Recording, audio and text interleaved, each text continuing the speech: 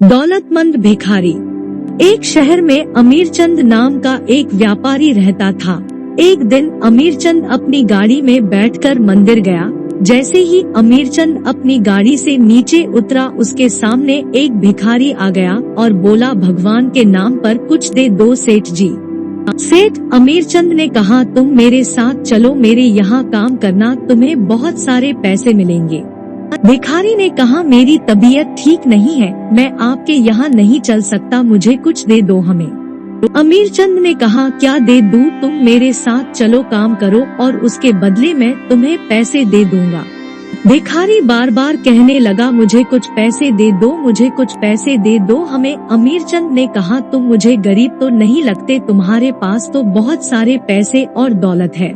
भिखारी अमीरचंद की बात सुनकर चौंक गया, बोला, सेठ जी आप मेरा क्यों मजाक उड़ा रहे हो, मैं तो बहुत गरीब हूँ, इसीलिए तो भीख मांगकर अपना पेट पालता हूँ। अमीरचंद ने कहा, अच्छा तुम मुझे एक बात बताओ, मैं तुम्हें 1000 दूंगा, क्या तुम मुझे अपना एक हाथ दे सकते हो।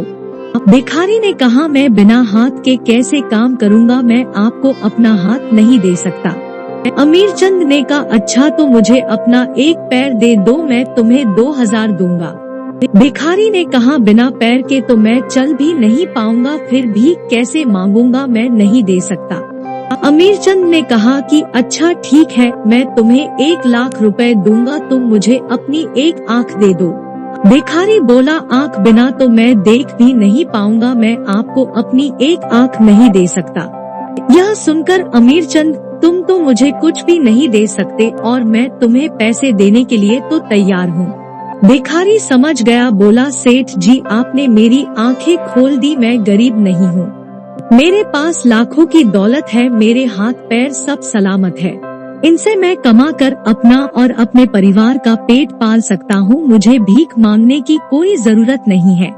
भीख तो वह लोग मानते हैं जिनके हाथ पैर सलामत नहीं होते, मेरे तो सब है। यह कहानी हमें सही और गलत का फैसला करने में सहायता करती है। जीवन में ऐसा कोई भी काम नहीं करना चाहिए जिससे कभी भी सुनना पड़े।